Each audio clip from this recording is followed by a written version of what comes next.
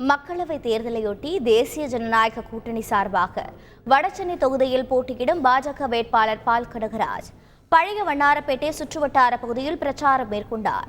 பால் கனகராஜுக்கு சால்வை அணிவித்தும் ஆளுயர மாலை அணிவித்தும் பாஜக நிர்வாகிகள் உற்சாக வரவேற்பு அளித்தனர்.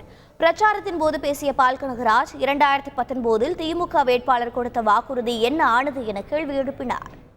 எல்லோரும் வந்தார்கள் போனார்கள். போன முறை கூட 2019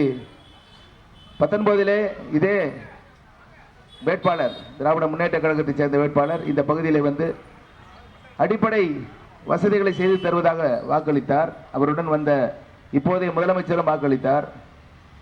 என்ன சொன்னார்கள் என்று சொன்னால், குடிநீர், சுத்தமான குடிநீர் வழங்கப்படும், நீங்களே தெரிந்து கொள்ளுங்கள் வழங்கப்படுகிறதா இல்லையா என்று.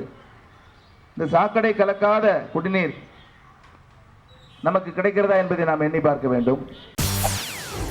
செய்திகளை உடனுக்குடன் தெரிந்து கொள்ள உடனே சப்ஸ்கிரைப் பண்ணுங்க.